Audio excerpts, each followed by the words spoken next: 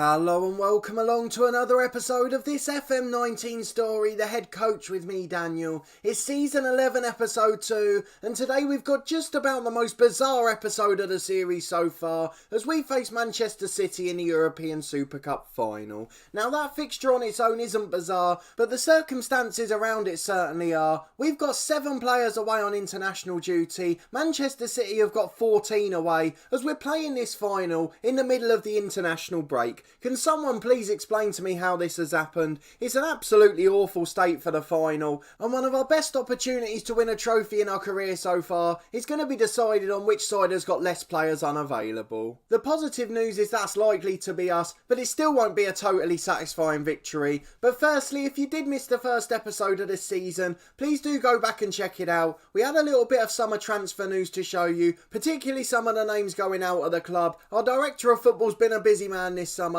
and he has brought in one more signing since, so I'll put a link to that one in the eye above. But for those of you that were here, let's go and look at the other bit of transfer action. It was exactly what we needed in the end, leaving just 9 million of our transfer budget. One player that nearly got across the line was Harry Kane. He's 35 years of age now, but can play off the left wing and up front, but unfortunately we couldn't afford his £190,000 a week wage demands. But the one player we did sign for £22 million from Bologna in Serie A is Gianfranco Lera. I think that's how you pronounce it. Let me know down in the comments if it's wrong. He's a 3.5 star ability, 4-star potential left winger, a really strong player, almost on 100 grand a week, and he's come in and been absolutely brilliant so far this season, with 2 goals and 2 assists in 5 starts. He's had loads of under 21 caps for Italy, but none in the first team just yet, though I'm sure that'll change pretty soon, especially now he's playing at the top of the Premier League. I'm just checking if anyone else went out. A few loan deals and Pablo Polanco left the club. We talked about him being on his way out in the last episode. He went for 8.75 million to Leicester in the end. We loaned out Zia for 100 grand a month,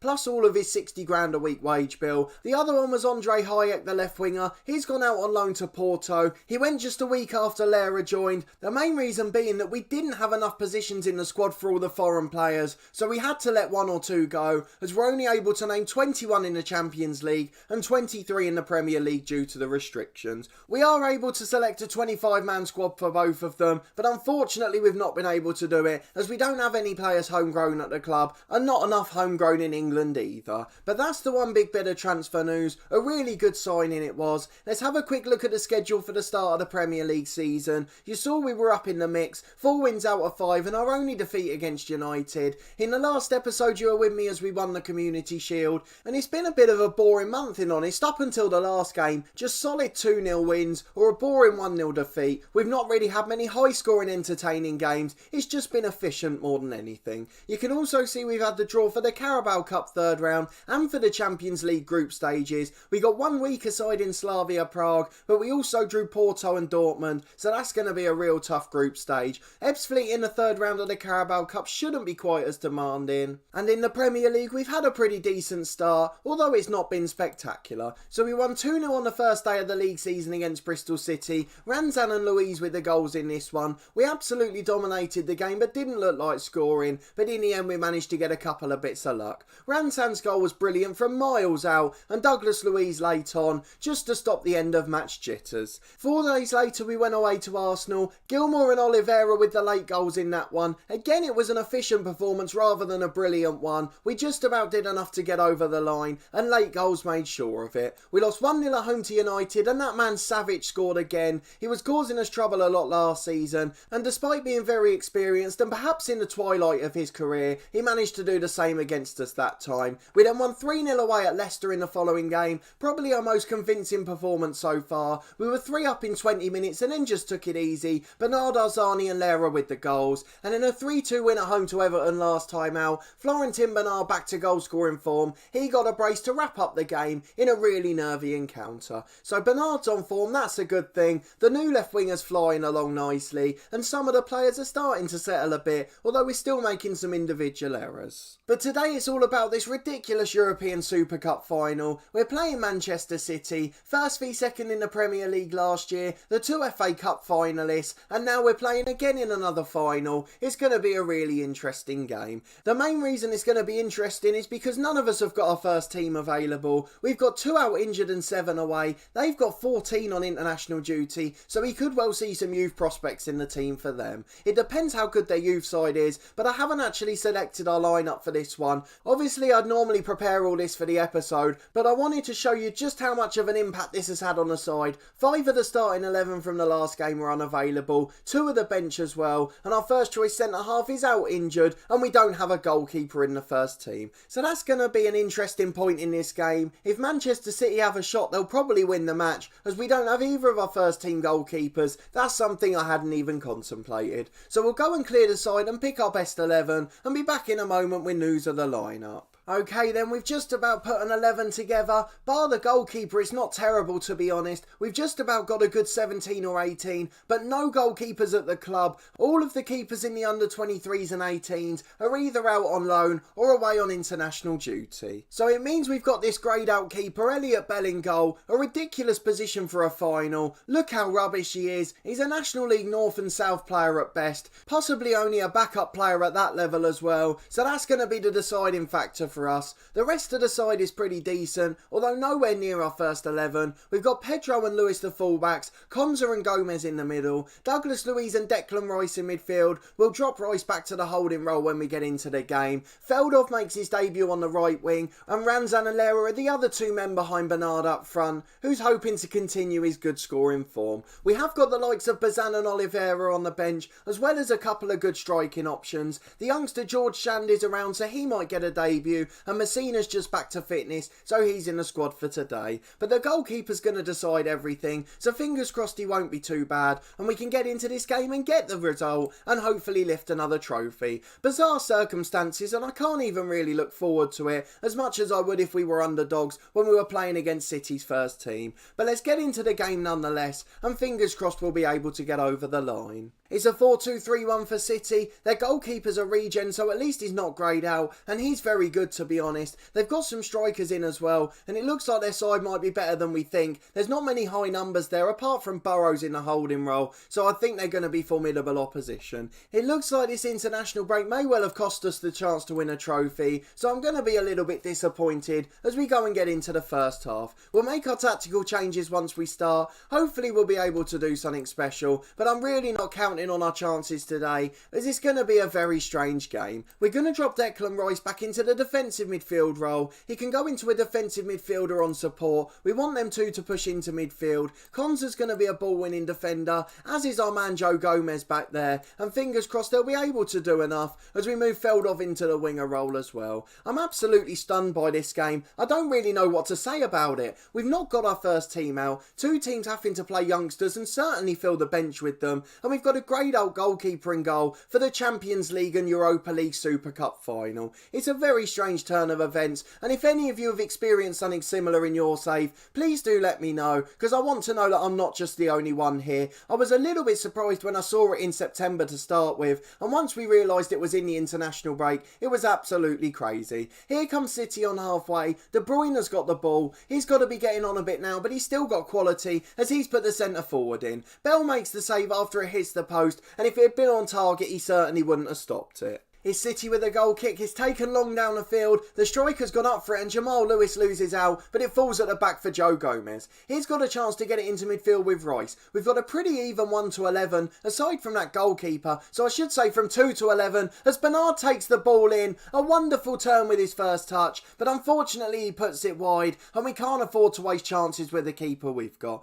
As soon as City get a shot on target, which they obviously will at some point, I'm sure they'll put it away as our keeper doesn't have a chance saving it unless he suddenly has a superhero game. Joe Gomez heads the ball away at the back post. Feldorf flicks it on, but it's fallen to Sane 25 yards out and he goes back to De Bruyne. Enrique crosses for Appleyard. He squirms under the keeper, and what can you say about that? We've got a greyed out player in goal and it's going to cost us the European Super Cup final. I cannot stand what's going on right now. I'm sure you can tell my frustration, and I know I'm probably repeating myself and getting more and more irate, but I just can't understand how this has happened. Loco on the right hand side, it deflects behind for a corner, and we all know what's going to happen if they win the first header. De Bruyne delivers the outswinger, it's into the edge of the 6-yard box, and Douglas Luiz heads away to spare our blushes any further. Here comes Sarton Morin. City are still coming forward. There's nothing to say they wouldn't have won this game anyway, but the circumstances have really taken the gloss off the occasion, and we can't even enjoy the final now.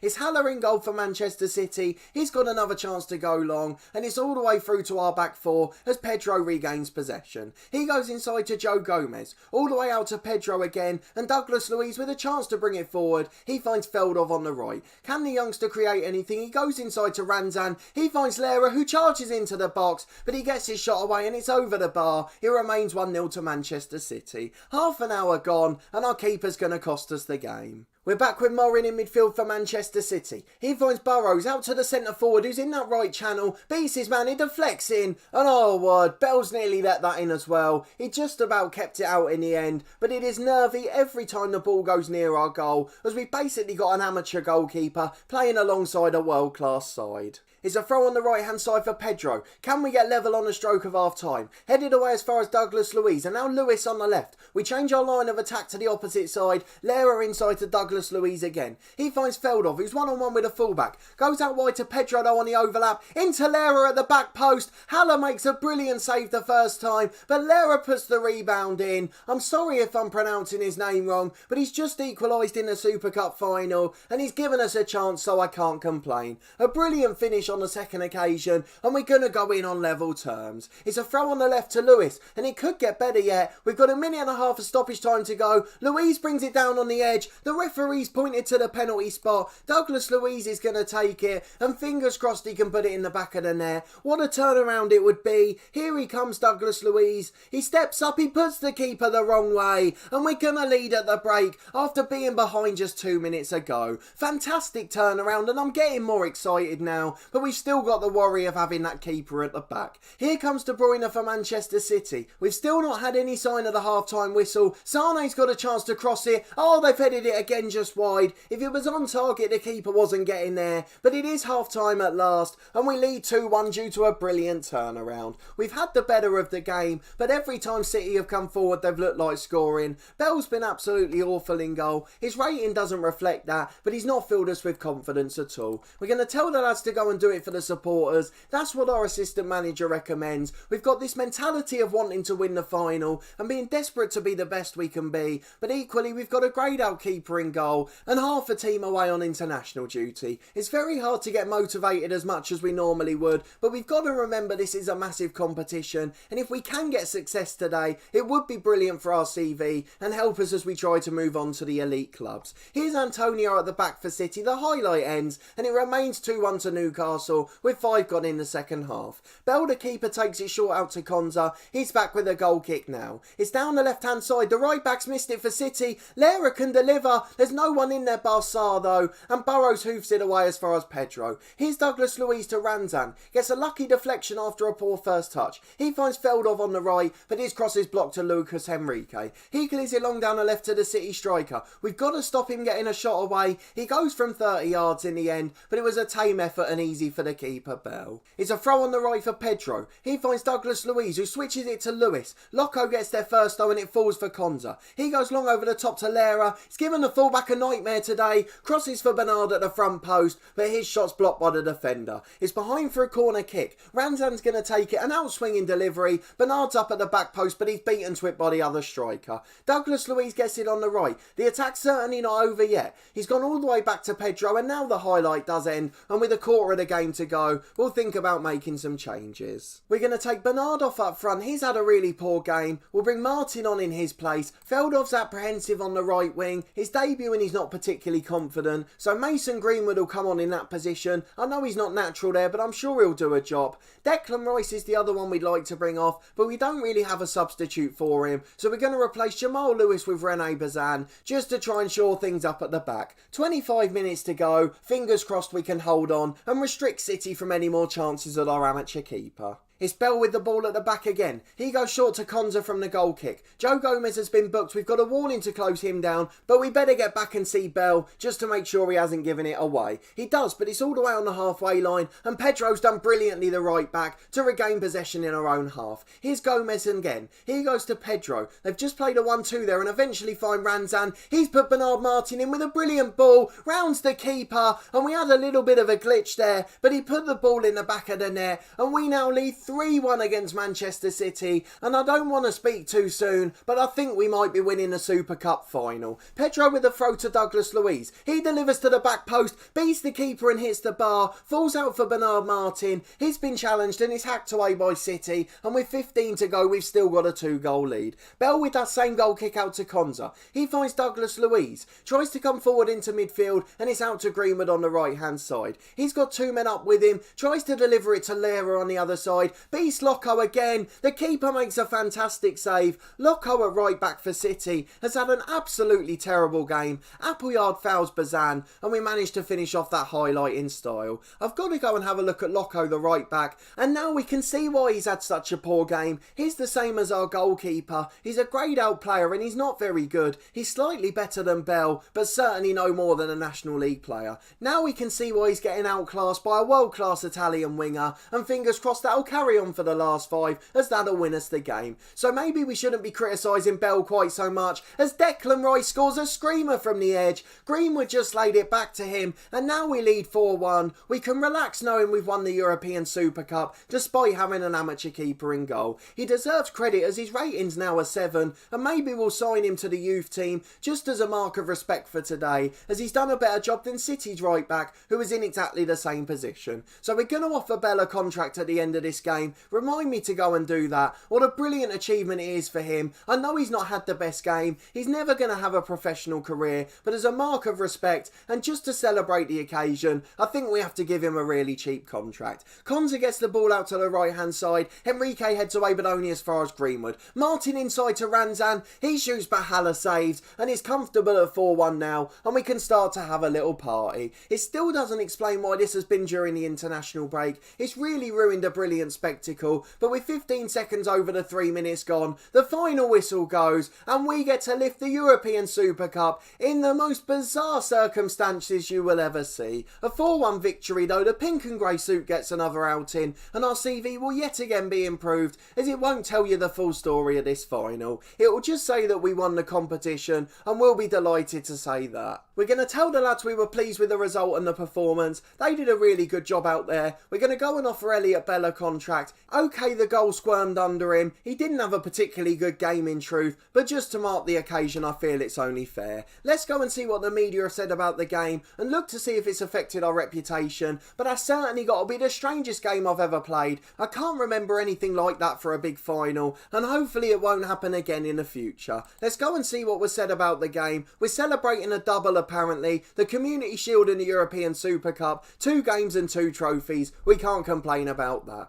Feldhoff made his debut, that's quite a nice feature from the game. Bell signed a contract, we get £4 million, and we've led Newcastle to further glory. A brilliant performance by our Italian left winger. Even though he was up against an amateur right back, Bell signed a contract on £180 a week, and hopefully he'll be able to get a deal somewhere. We're going to try and loan him out, get him some football, as he's done a remarkable job for us in that one. So certainly one of the strangest games of Football Manager I've ever played. Definitely the most bizarre cup final I've ever had. Let's go and see if that's affected our reputation at all, as the European Super Cup's quite a reputable competition, and we're all the way up to 4 stars now, so that really could help us a great deal when looking for a new job. We've got a world-class reputation now, and we could be in for the biggest of jobs. Inter Milan's one's available at the moment, but they've got a lot of financial trouble. But as the next round of elite jobs become available in mid-season, I really think it will finally be our time. It's almost a bit of an insult that we've gained so much reputation and another trophy into the cabinet from a performance like that and a game like that. It's really such a bizarre circumstance, and I just don't understand how to explain it. But if you did enjoy the episode and seeing us win the trophy anyway, please do put a thumbs up on the video. Let me know in the comments what you think of our new Italian left winger and whether you've ever seen anything like that for a cup final. I really couldn't believe it. As we got to about a week before the game, we started to see the international call-ups, and I thought, a bit like when you're in the lower leagues, surely the game will just get moved eventually. eventually, but nothing happened, and as we saw, we ended up playing with half a side. As did City, to be fair, so it's not a true reflection of their ability, but it's nice to get the trophy in the cabinet nonetheless. Subscribe to the channel for daily FM19 content from my 2 long-term stories, this one the head coach, and our One Club series part of the furniture with Torquay United. Season 12 of that one started yesterday with a big transfer special, so if you haven't seen that one yet, then do go back and check it out. There's also weekly content from my Snooker 19 career every Friday at 4:30, and there was a bonus episode for the bank holiday earlier today. And then later this week we've got plenty of content coming from Cricket 19, the official game of the Ashes. I've really enjoyed the previous editions of this one, so I'll be hoping to sink my teeth into a career mode and enjoy it just as much. So if you are a fan of other sports games, please do check that one out later in the week. But before we finish quickly, let's see what game we'll be coming back for next. We've got a couple of the smaller Champions League games first, and then our third game's a massive one in the middle of October. That's away to Borussia Dortmund, and we've got a home game against Chelsea in the Premier League as well. So we'll come back for one or both of those games, just to show you how we're getting on in those big competitions. But a massive thanks for watching and your continued support with the series as always. I really do appreciate it, and we'll see you next time for another big episode, which will hopefully be far less bizarre than this one.